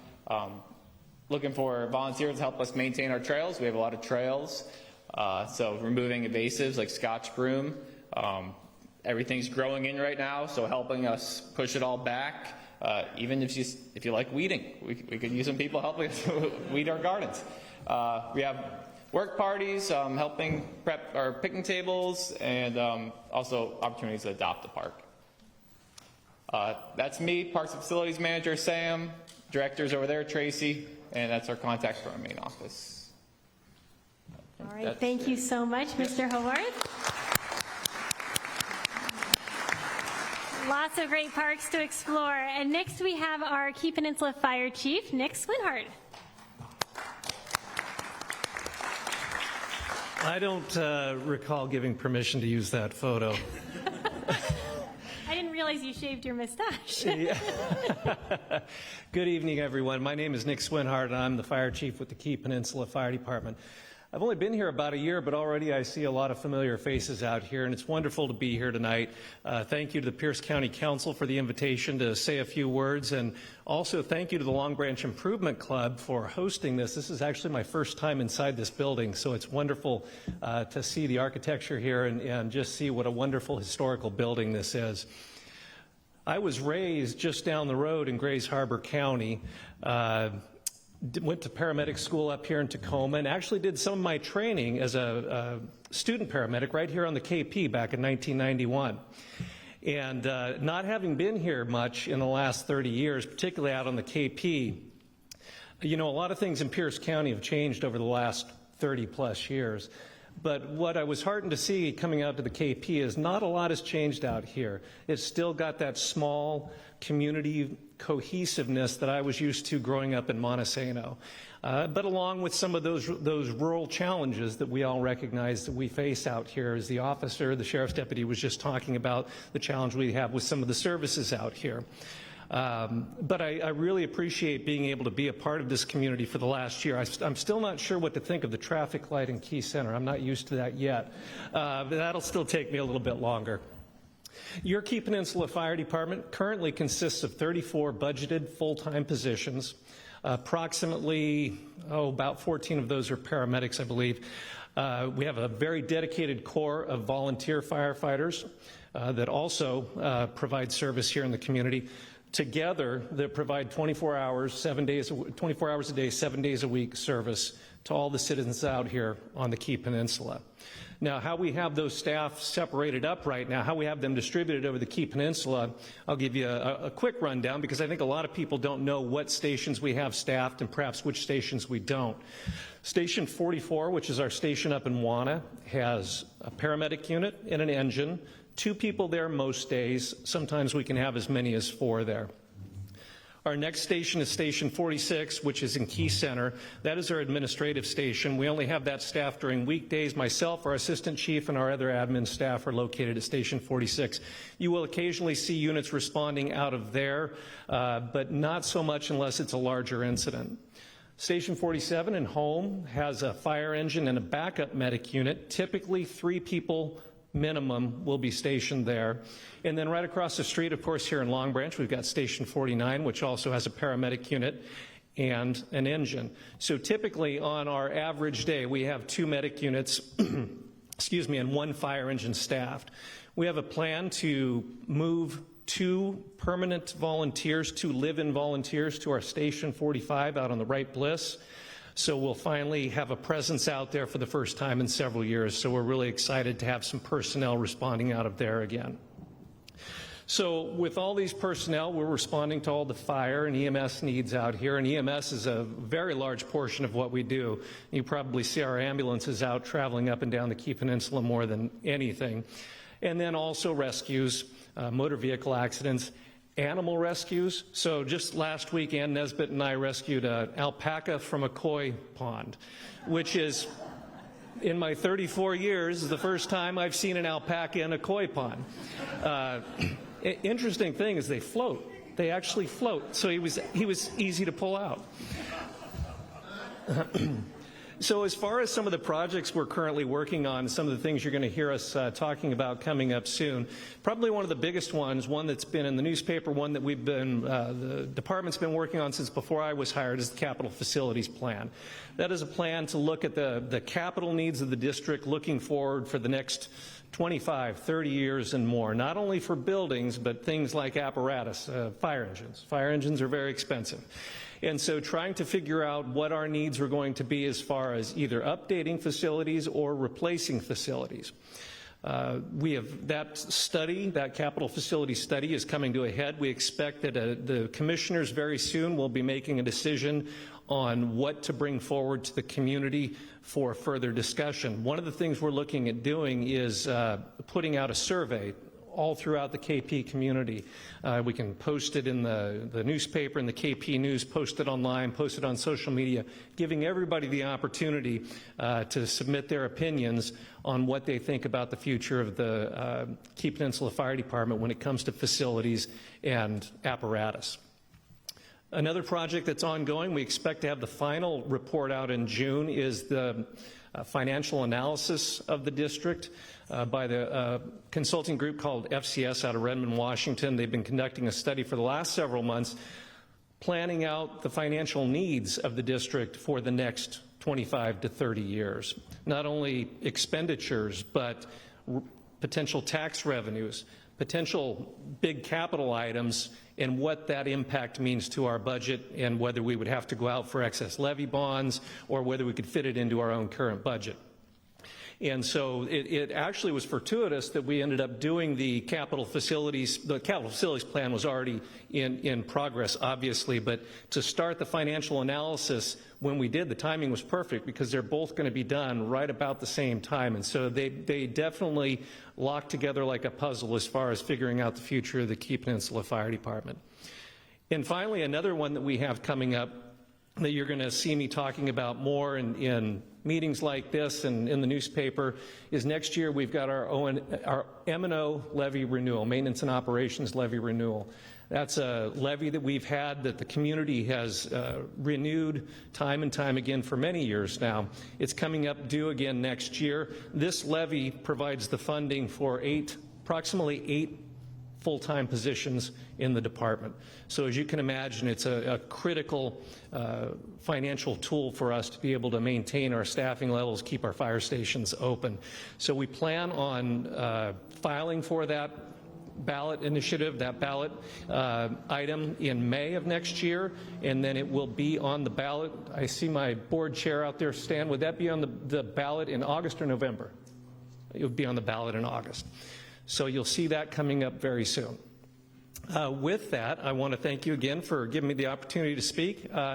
Any questions from the council? Are there any questions? Seeing none, thank you so much, Thank you. Chief Swinhart. One moment, Chief, sorry, we have one question. Councilmember Campbell, well, now you have to ask. What apparatus do you use to get a llama out of a koi pond? It's, we called for rope. Lots of rope is what we figured it would take, but ultimately what it took was Ann Nesbitt on one shoulder, the homeowner on the other shoulder, and me on the harness in front pulling, and just praying that it wouldn't spit on me. Do you have pictures of this? We do, yes. Right. And I believe at least one of them's on our social media. So. Yeah. Key Peninsula Facebook page. I saw the pictures a week or so ago. It's great. Thank you for that important work. All right, next we're going to welcome up a good friend of the Key Peninsula, Daniel Birdsall of the Tacoma-Pierce County Health Department. Good evening, council members. Good evening, everyone. One of my favorite pictures up there with an older boss of mine and a good friend, Scott Jackson at Camp Seymour, putting in an air quality sensor there to teach kids and keep Peninsula safe as far as air quality. So my name is Daniel Birdsall. I am a Communities of Focus liaison with the Tacoma-Pierce County Health Department. I also honorably serve as the Health Department lead for Key Peninsula. You may have seen me or one of my staff members at a community event or at the Key Peninsula office. I'm here to share a number of opportunities that you can take advantage of, as well as health department initiatives that are happening right here on the Key. But before I do, I just want to give a huge thanks to Councilmember Denson, who has been a phenomenal champion and advocate of what we do here for the health and well-being in KP. Even standing amongst community members and waving at cars to raise awareness on COVID-19 vaccines and testing options, one of my first and favorite memories here on KP. So if you didn't know, Key Peninsula is one of the health department's 6 communities of focus. We believe that where you live shouldn't determine how healthy you can be. Neither should income or any other social or economic factor for that matter. Some Pierce County communities offer less access to opportunities to improve health than others. These things can stand in the way of people achieving their full health potential. So we're creating strategies with our communities of focus to help ensure people who live, learn, work, and play can thrive. We partner with Key Peninsula residents to address inequities, strengthen partnerships, and improve the overall health of Pierce County. So one aspect of health that can sometimes be overlooked comes right out of your faucet, and perhaps you might be interested in knowing the status of your drinking water. KP residents can get their water tested for free now through the end of June. To qualify, you must be a Pierce County resident living on the Key Peninsula and have a private well. Our drinking water staff will test for chloride, arsenic, and saltwater intrusion. Additionally, you don't even need to be at home for us to test your well as well. Luckily, we have a water quality staff member here tonight in attendance. His name is Joshua Hurd. Give us a wave, Josh. He's right in the back. And he can get you signed up to have your water well tested and answer your questions tonight. And if you're a KP resident, you are most likely comfortable talking about septic systems. And I should know, as I receive an immense amount of questions on septic when I'm out in the community. Our septic team wants to remind you that protecting your septic system starts with you. So come and get free advice from septic professionals in a virtual workshop for homeowners that will be taking place on Wednesday, May 24th from 6 to 7 p.m. All homeowners should know how to protect their septic system and how to keep it running for years to come. At this workshop, septic professionals will share information around financial assistance options for septic services, ways to landscape your yard and protect your drain field, as well as maintenance tips to protect your septic system. As a communities of focus, we know that access to resources is a need to KP. As a commitment to the people of this area, we want to make it easier for you to receive services from the health department and to hear your needs without the long drive to Tacoma. In fact, you can stop by our satellite office right in Key Center Corral, where our staff are there every Tuesdays and Thursdays from 10 a.m. till noon. You can get support on some of our services, such as financial incentives for septic system inspections, water quality information on bays and streams, safe medicine returns and waste information, asthma, air quality and mold, as well as other health department services. So let us know how we can help, as we are here to hear your stories and answer your questions. And speaking of connecting with residents, we are focused on creating relationships with KP residents who prefer to communicate in a language other than English, such as Spanish, Ukrainian, and Russian. Come to our table to meet one of our staff members today, Carolyn Reynoso. Carolyn, give us a wave back there. She's a Spanish-speaking community health worker who has been and is still working in KP to engage the Spanish-speaking community, starting with trusted messengers and advocates. If you have some ideas on how to connect with more non-English speakers here in KP and bring more support to those communities, please talk to Carolyn. And lastly, we partner with our family support centers here that serve families all around Pierce County with valuable services such as the Positive Parenting Program, or commonly known as Triple P, free diapers, benefit signups, and more. Here in Keene Peninsula, the Children's Home Society runs our Family Resource Center, and we are long-term partners in this work. It's one of our 9 family resource centers that gets resources and support to our residents in need throughout Pierce County. So in summary, you can check out a lot of these opportunities on our website at tpchd.org, or just come talk to us in the back and get one of our handouts. And thank you for your time and support here on the Keene Peninsula, and always looking forward to hearing your ideas on how to improve the health and well-being of your community. Thank you. Thank you, Daniel. Any questions from council? Okay, seeing none, we are almost done with our presentations, and it's my pleasure to welcome up Superintendent Creston Barr from the Peninsula School District. Thank you so much, and thank you for having me out here today. What a beautiful day, and what a welcoming group. I'm going to start, and I want to thank the council, and I want to thank Executive Dan Meyer for the last few years have been difficult for schools, for children, and for families. And as I look around the room, this is the end of my 2nd year here as a superintendent, and I have to say that this is a community that reaches out and is welcoming. I have partnered with many of the people that spoke. I have partnered with many of the people that I have seen here today, and I feel like I've only been here for 2 years. So this evening, I hope to entice you back into our schools because we are wide open. I'll talk briefly about the things that we have done over the last 2 years, and then hopefully I will whet your appetite and make you think about the future and any partnership that you would like to have. So as a superintendent, this is the end of my 2nd year, but this is the end of my decade being a superintendent. And coming here to Peninsula School District was an honor and a pleasure. It is my honor and pleasure to partner with our board because they are very innovative, Director West and the other 4 school board members, because they want what's best for children. They want to create schools that are interesting, that are innovative, and that really speak to the needs of children. One of the first people I met was Hugh McMillan, surprise, surprise, at Evergreen, and he and I bonded immediately. My father was in the Foreign Service in Egypt, and so we had an instant connection. And we started to talk about Children's Corner. So one of the very last things that I did with him was we filmed Children's Corner at Purdy Elementary. He helped me with our Peninsula Reads project. So that is on our website, and if you wish to go and see that, it is quite an amazing. He is a character. We had to edit out some of he was talking about pus in his neck with little ones after we read the book, so we had to edit that out. I don't think that's in there. But what a sponsorship of community. So a few things that I want you to know if you have not been connected to schools. 50% of KP schools are new within the last 2 years. Thank you to the taxpayers. Thank you for passing the bond, and thank you for passing our levy propositions 1 and 2 this last year at some of the highest rates, 64%, at a very difficult time, and we recognize that. So what is happening in our schools? Evergreen Elementary, as you passed, if you came down this way, they were having a STEM night. They have been recognized by OSPI, the state of Washington, as being one of the best STEM elementaries in the state. And yes, and that's not all. They were also named as green leaders for the state of Washington, and we will be submitting that same grant next year. Pioneer received the one of 2 national awards. We will resubmit for Evergreen Elementary next year.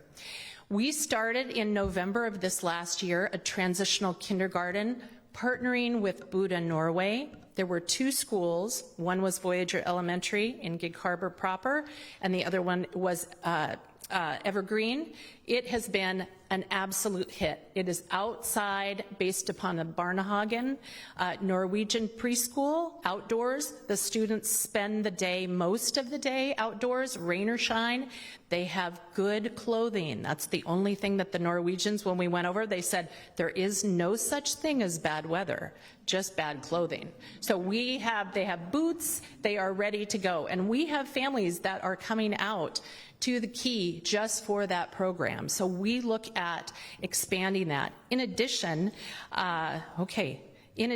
we did name the Hugh McMillan and Janice McMillan area. We are looking at partnering with our parks program of expanding that and opening that to the community. So we are in the conversation around that. It is your community, and we want you to have access to those facilities.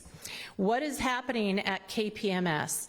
Key Peninsula Middle School has a new principal. His name is Luke Grunberg, and he is from the Gig Harbor area. And that school will be opening. It is open now, but it's in transition. It is really interesting to have many, many 13-year-olds in a complete remodel. It is not the students. Actually, the students are very excited. They had their first dance about 2 months ago. It was the first dance that these students had ever attended. And they had full prom, because remember, we had not had activities, clubs, sports, or any kinds of proms. So KPMS, keep it in your mind, will be our focus on education in November. It will be a tour, and it will be all brand new. So we invite you to come in. It is a remodel, but I have to tell you, if you have been in there, it looks completely different. And I was just out there I was just out there yesterday making sure that the landscaping looks fantastic. So please keep that in mind. That is open to the entire community, and we would love to tour you through in the fall. What is happening at Minter Creek? Minter Creek was one of our 3 elementaries that came to me last year and said, you know, we have STEM schools, but we really are interested in the arts. We know that that touches students' brains, and it is good for their minds, and it is good for their soul. And so 3 of our schools stepped forward. They are arts impact schools and have received multiple arts grants. Their transitional kindergarten theme is the arts, and we are looking at incorporating more outdoor and indoor art activities and facilities representing that. So that is what is happening at Minter Creek. And then Vaughan is so beautiful. Their facility is so beautiful. They have been focusing on Peninsula Reads. They're very, very focused on early literacy. We, as a school district, are really leaning into the science of reading, trying to figure out how to get all of our students to read at grade level by 3rd grade, and that is something that Hugh McMillan and I partnered. I could go on and on. I told you 5 minutes, and I told you I would not have.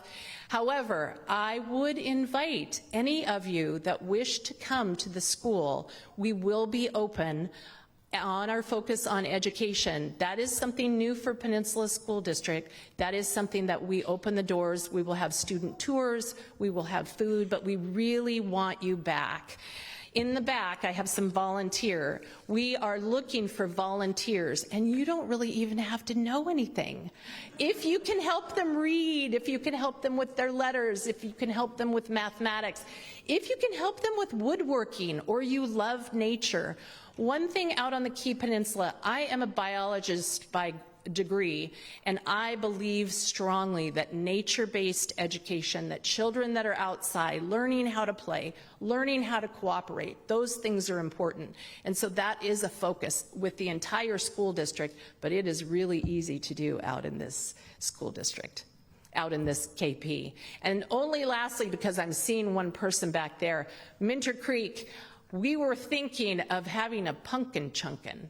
Now, this would be the place in Key Peninsula to have a pumpkin chunkin' competition. So if you're interested, if you don't know what it is, look it up. But if you are interested, come and see me, because I'm very serious about it.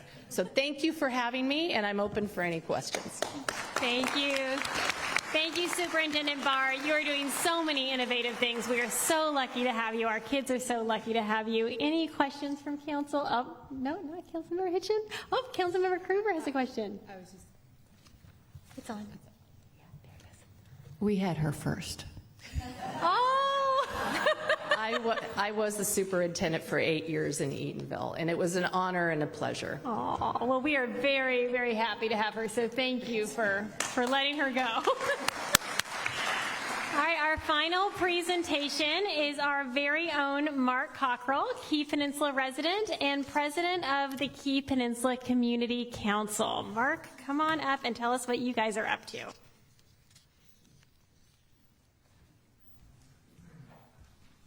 First of all, thanks, Robin, for having us up here, allowing me to talk. Two, that's a little overwhelming, okay? Because I'm one of many 501s, people in KP who dedicate their lives and their time and their emotions and passions to helping everybody else here. We're just one of them, and Robin's honored us by letting me talk. I'm not going to go through, we have several things that we work on, projects, but I'm going to talk about one shortly, which is the office. We have the office in Key Center, and we've established it as an office, and so we set it up so people can come in, like Robin, like Danielle, the Tacoma Health Safe Streets, where they can come in and they can just hang up their coats and their hats and do their work and meet with people, and they don't have to worry about finding office spaces and whatnot. We find that we've got a lot of people. I think we have about 4 or 5 agencies who use our office, and there must represent 12 to 15 different groups within those agencies. So there's a lot of business going on there. There's been a lot of talk about parks. There's a beautification project that's being driven by the KPC. And Kathy, you want to wave your? Kathy Lyons is the driver of this. You'll see the results of her work in Key Center. You'll see the hanging baskets from poles and pots on the ground. This woman is incredible, and she's got bigger plans for this spring and summer. The Key Center will never know what hit it. Okay, she's just off and running. But we want to expand on that program. There's other models within the state. We want to bring together people. We want to bring together children from school, adults, and seniors. And we want to find and build parks and areas where we can do planting and bring all of these 3 groups of people together. There's a great multiple success stories of people that have done this. And a lot of good things come when you merge children with seniors and adults, okay? And so this is going to be a big project for us. We're excited about it, and you'll be hearing more. Then the last thing is broadband. I heard a lot of laughs around here later on. People who live in the KP know about broadband, and especially, even in the southern Peninsula, because the infrastructure is not as good. I got involved with this project when I first became a director at the KPC, so December of 2019, and I've been working it ever since. And good things have been happening, okay? You've heard some of them from the director, PPW, and the county has put together a team. They're working the issue. They're working with getting funding. They're working on past procedures to ease and facilitate getting work done, easing and getting the permits done, working with the internet providers. It's a big job. It takes a long time. There's a lot of moving parts. It's hard not to get impatient, but she talked about the 516 or 26 homes up in the northern part of the KP and then Heron Island. So there's that part. Then there's another part. And the simple story is we have a new sheriff in town. Okay? And that sheriff's name is Robin Denson. Okay? Yes. she has been moving and shaking, and people are flying, okay? And with results, things are beginning to happen. And so, quite frankly, from my own point of view, I've been rejuvenated simply because of her, okay? But I am going to bring up a concern, okay? And unfortunately, the director's not here, but so I'll tell you. There's a thing called BATS. I love the name, okay? Broadband Action Teams, okay? And these organizations have been set up in the various counties around Washington. And what happens is they bring together a group of people who focus on improving the broadband in their own areas. Some counties, their BATS are a combination of governmental people, agencies, and citizens. Within Pierce County, it's in-house. In other words, the members are strictly within the Pierce County agencies and government. Okay? So, for me to find out what's going on and to be able to give meaningful information to Robin about just the Cape Peninsula, it's overwhelming. There's no way she can keep up with all this. So my pitch to you, ladies and gentlemen, is please consider opening up and expanding this BATS so that people from the community, especially the hard-hit areas like the KP, can be part of the team. They can be part of the meetings, part of the discussions. We're not asking voting rights. We just want speaking rights, okay? We want to be able to speak, have our voices heard. You can't possibly know all the things that we go on with in our community. Just as one thing, over 50% of the people here have less than 11 meg of download speed. You probably don't even know what that means, okay? I mean, it's impossible to work with. So it's good to have people in the BATS that have boots on the ground. Now, I know that might be difficult to set up, but when you're actually talking to the people who are working the issues, living with the issues, that would mean a lot to us, okay? And I thank you for your time. Thank you, Robin, and thank you all. Mark, don't go anywhere. Mark, stay up there for a minute. And if I could have Executive Dammeier come up and join me. Oh, you're not going to do this, So Mark was awarded a very special volunteer award by the county. He was unable to come to the event, so I'm sorry I didn't warn you about this. No, great. Perfect. But this is the perfect time to acknowledge, and I don't know, John, if you can take a picture. This is for you, for his dogged determination about working on broadband for all of you on the KP.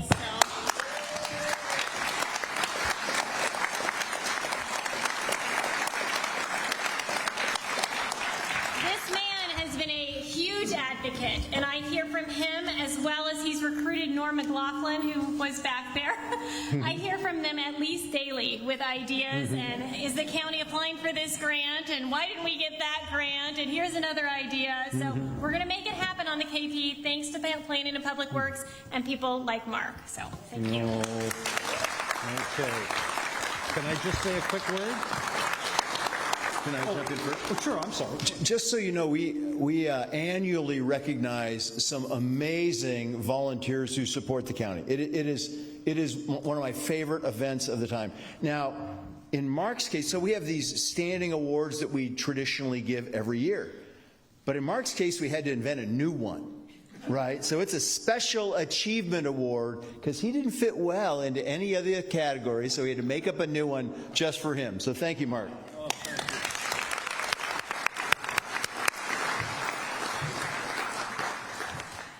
Okay, well, thank you all. I hope you found this valuable. Oh, Mark, did you want to say just a quick word? Quickly, two things I want to say. Anything good that I have done has been based on all of the people who have helped me, okay? And with regards to the broadband, it has been a big team. So that's not just for me, okay? That's for all of us who've been on this project. And Robin, again, I'm overwhelmed that you would think of me for this, okay? It means a lot to me. Okay. You deserve it. Thank you, Mark. Okay. Hopefully you all found this valuable. I would love feedback. So if we do this again, what more would you like to hear? That would be really helpful in planning. So we are now at Citizens Forum. Could I just get a raise of hands for everybody who intends to say anything? Okay. Then I think we're good. Then we will do 3 minutes. And I have let my fellow council members know that if they need to take off while it's still light, we will forgive them. I will be here, and I know a number of others will be, but it is a long drive, especially for Councilmember Krueger. What is it, like 2 hours probably for you? No? Okay. It's a ways, and I really do appreciate them coming out and learning more about the Key Peninsula. So I'm going to call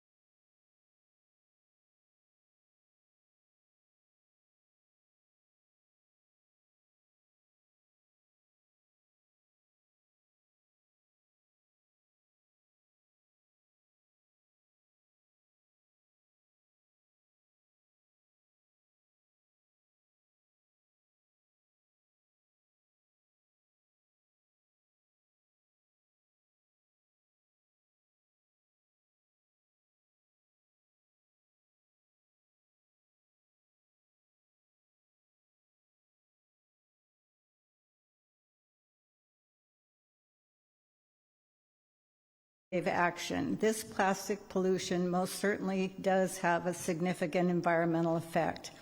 Since the mid-1990s, the county has approved approximately a dozen farms. This was reported in the staff report prepared for the Burley Lagoon proposal and distributed about a week ago in preparation for the Land Use Advisory Committee meetings. I'm bringing this subject to your attention because if you looked at a map of the aquaculture farms in the bays and inlets in South Puget Sound, you would realize that Pierce County is at risk of our shorelines becoming vast areas of plastic pollution. We need your help. As residents living around these pristine areas in our communities, we have almost no recourse to fight these farms off. The industry can outspend, outlast, and outlawyer us, giving us no hope at success in defending the natural beauty of our lagoon and protecting the species that thrive here. In our case, the applicant, the person applying for a permit, wrote the draft environmental impact statement, paid for the scientists to support their contention that these geoduck farms have no significant ecologic effect, and proffered their conclusions to be relied upon by the hearings examiner and the Shoreline Hearings Board. We need some new codes and ordinances to protect our beaches.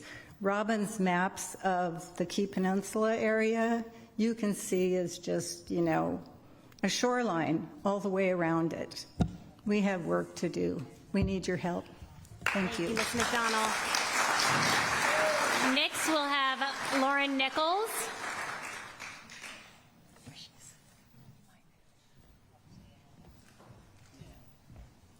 Good evening, Council. As Robin mentioned, my name is Lori Nichols, and I've lived most of the last 35 years on the Key Peninsula. I'm here tonight to share my strong opposition to the plan for Taylor Shellfish to build one of the largest geoduck farms in the county in Burley Lagoon. I hope you'll join me in contesting this proposal for a variety of very important reasons. First, Burley Lagoon hosts 2 active salmon streams in its 400-acre estuary, which is home to salmon, forage fish, birds, eelgrass, and many other organisms like crab and shellfish. Number 2, Taylor would introduce, as Karen mentioned, nearly 40,000 plastic tubes and plastic tube covers per acre on their 25-acre farm, which would then be covered by netting, preventing birds and sea life from eating and flourishing.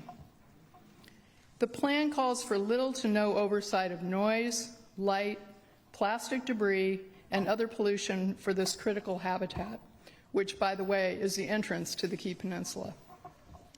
Given the state of our severely declining salmon and orca populations, along with the monumental threat of climate change, we need to do what we can to proactively protect critical places like Burley Lagoon. As Karen mentioned, we need your help and assistance in this fight. Thank you. Thank you so much. Next is Chuck West, followed by Greg Engelmeyer. Chuck, come on up. And then Greg, you're next. I'm not sure where. Well, thank you all for coming out here. I appreciate that you've made the journey. You aired a little bit about Hugh McMillan. He wasn't on a lot of those committees. He formed a lot of those committees. Hugh was one of those people that saw a need in the community and took action. And that is represented in a lot of the Key Peninsula. That's the community that we live in. These people recognize a need and they take action and we get things done. We need to be represented out here, and I thank you for coming out here and being one of the first in quite a while that has actually come to the Key Peninsula and really represented us. Having worked with the fire department, I know a little bit about revenue collection. We have an assessed evaluation of $4.2 billion, which means we create quite a bit of revenue for the county as far as public works, surface water management fees, flood control advisory money, things that never come back to the Key Peninsula. So we need a lot of things here on the Key Peninsula, and my pet peeve is the roads. We need to fix our roads. We need a lot of infrastructure type things here. We need safety. Our kids are getting hit and killed on the side of the road because we have no shoulders. As you guys drive out of here tonight and you drive out of Key Center on Key Peninsula Highway, the county road, between there and the state road, you'll see that the shoulder on the side of the road is about 1 foot. That's what our kids are walking and riding their bikes on because we have no public transportation. So public transportation, I just want to, for a little sideline, Pierce Transit is funded by a sales tax, correct?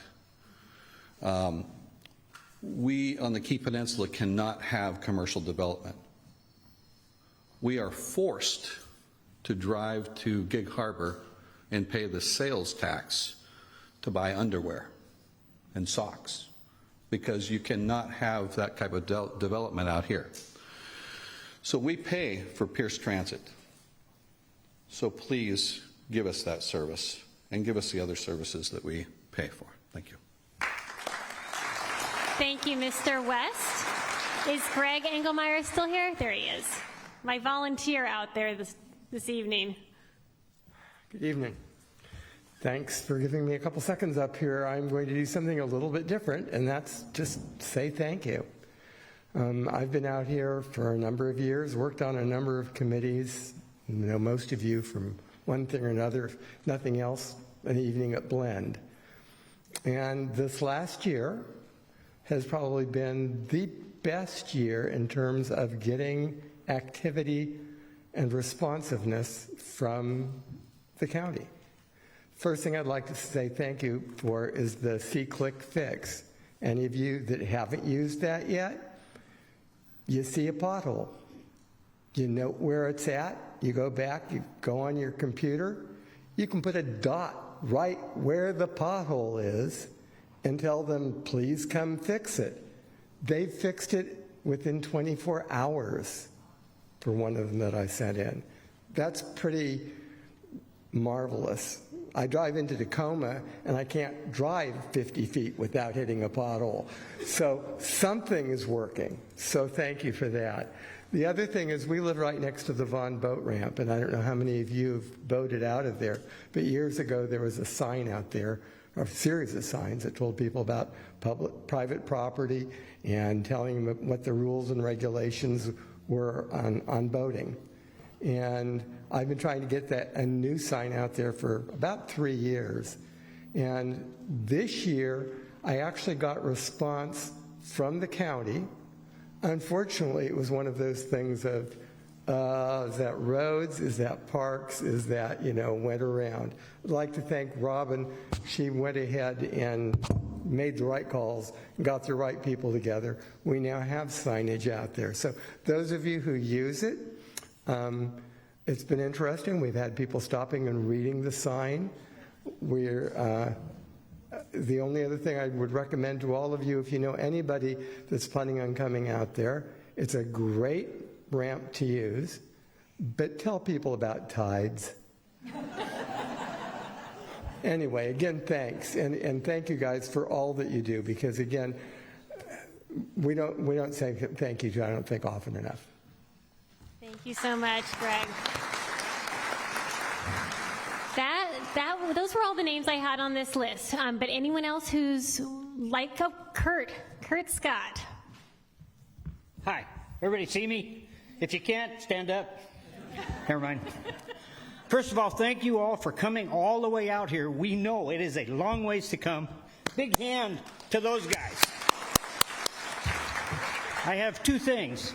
In reference to the septic tank issue, which I got the same notice, it's implied that you're going to have to get an expert to come out and check your septic system, except there's some wording in the letter that says you can do a self-inspection. They didn't say it quite that way, but they said you should take a look at your septic system. So I challenge your guys, Pierce County Health, to give us some technique and some tips and some help so we don't have to hire a $400 specialist to come out and tell us that our septic is okay. We haven't had a problem with ours in 20-some years.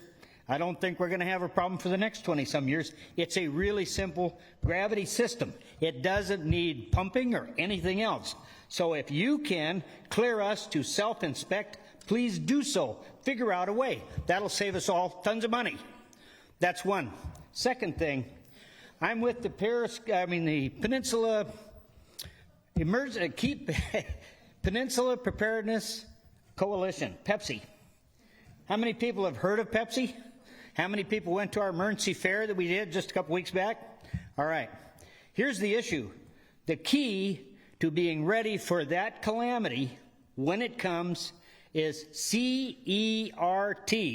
That's Civilian Emergency Response Team. We need the county to get with the fire department, get together, and create lots of CERT classes because you all need it. You all need it. Thank you. That's all. Thank you, Mr. Scott. Okay, who else? Come on forward, please.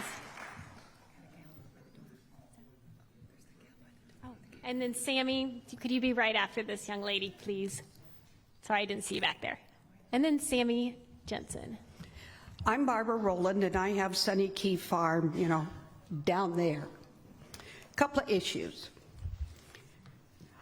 Was at the transportation meeting on Sunday, and one of the county gentlemen or service gentlemen suggested that we need a supermarket in Longbranch. Well, I worked on the original community plan, and then I worked with Mr. West on land use, zoning. We specifically stated in our community plan that we do not want to look like Spanway. We do not want buildings all the way from Lake Catherine down past the marina. But I see at least one logging truck a day come past my house. And, we're going to have the tree at the corral in Key Center for us to all remember what one looks like at the rate they're logging. There's only so much water out here. We cannot have the development that East County has. We also don't want it. Now, the other thing is, like Mr. West stated, that we're taxed for a lot of things that we don't get. But thankfully, we're not taxed for light rail. That was a blessing. My property taxes were over $9,000 this year, and I have no water view, no mountain view. I still have a few trees to look at. So far. There has to be a limit to what we can afford.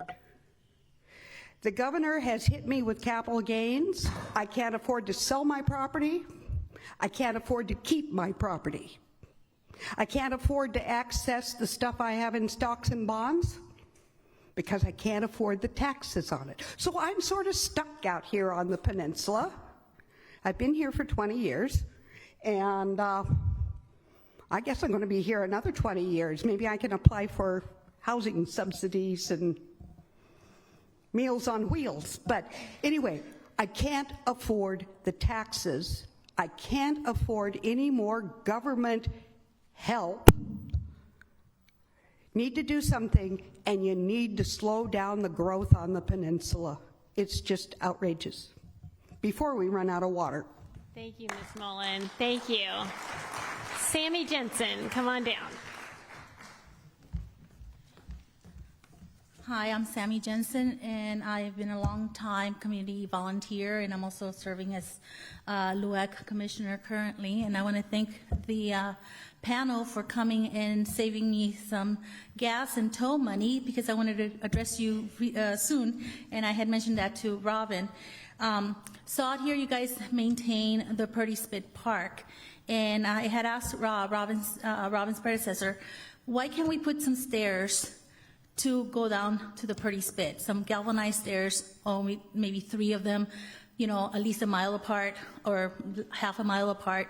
So we have people that are aging in place here. That is our park. We do use it. And her predecessor mentioned to me, well, we don't want to encourage use. That's why we're not putting stairs. I'm like, we're already using it. We need to have that for safety. You can't keep going down the little side of the Purdy Bridge or the boat ramp as our only outlets to get down to a park we use. It's our community, and we really do want those stairs. I think we should have full usage of that area. You already maintain it. I'm already familiar, and I have done some volunteer cleanup for that area. I think, Robin, you came to one of them with your son, I think, a couple years ago. So I'm familiar with the Pierce County parks, and I can reach out to them, and they come out here when there's a big mess somewhere that's not being touched. And so, but I really do feel that we can get some stairs and have our citizens use that park and facility while we're aging in place safely. And the other thing I wanted to touch base is with hopefully the panel and hopefully Robin can get in touch with DOT and work with them. I've reached out and I talked to, my last contact was Duke Stryker, awesome name, but at this point in time, he's not even being responsive. We need to paint our bridge. That is our gateway, the Purdy Bridge. It has not been touched in over 27 years that I'm familiar with. And they're trying to send me off to fish and game, and they're like, no, you need to go through this, and I'm doing the hoops, and I'm like, no, it's becoming very redundant to where I'm being ignored as a citizen.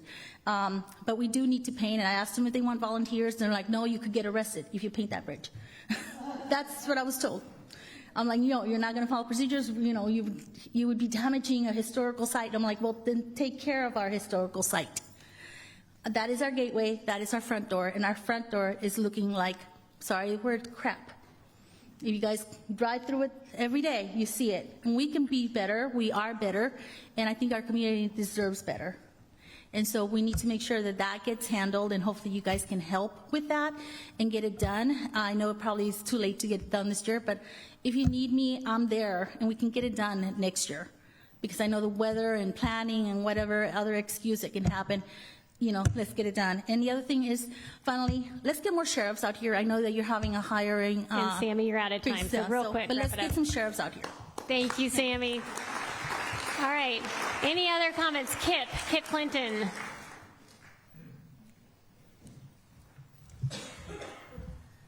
Hello, I'm Kip Clinton. I'm one of your local park commissioners, and I also sit on the KPAC. I want to thank all of the council members for coming this distance out in the Key Peninsula. And I wanted to mention one of the parks that Sam forgot to mention. It's a lovely little gem that you guys also passed on the way down. It's called Maple Hollow. A number of you know about it. It's one of the other marine parks that Key Pen Parks manages on a 50-year lease with DNR. I also want to mention, since there seems to be some movement on the development of Devil's Head, that the county back in '94, when they started doing park planning out in the Key Peninsula, before Key Pen Parks was formed, had a little project called the Head to Toe Trail. And since Devil's Head is now was the terminus of that proposal, and the Cushman Trail, which Gateway Park is on, and our Rocky Creek Conservation Area that we manage for the county is on. I think that maybe we should get together and revise and renew that idea. And that's all I have. Thanks for coming, guys. Thank you. Come on forward, sir. Hi, my name is Al Walker. I lived here for about 2 years. I currently volunteer as the secretary for the Key Peninsula Council, which is a lot of drudgery, but it documents like broadband that Mark was talking about. My passion is youth robotics, and I'd like to start some robotics teams here on the Key Peninsula. This is after school stuff. The one I did at my old high school, Shelton High School, in their 4th year, got to go to the World Championship. So I'm real good at finding the money and collaboration. So I'll be in the back of the room. I'm the only guy with the white mask. It'll be easy to find. Thanks for coming. Thank you, Mr. Walker. And Councilmember Hitchens is going to chase you down after this meeting. She's passionate about robotics as well. Any other public comments? This has been so valuable. We've covered a number of topics. Anyone else? Would you like to? No, just trying to sneak out. All right. Well, then, I get back to my agenda here. I think we are almost at adjournment. I'm just going to make one quick comment. A lot of the citizens that talked about some of their issues being solved, again, I want to give a lot of credit to my council assistant, John Jollyboys, who is wonderful working with constituents. I encourage you to reach out to him. And I also want to thank Stephanie Warren, who helped us organize everything at the LIC. She's back there. Wave, Stephanie. She's wonderful. Thank you all for coming out. And with that, we are adjourned.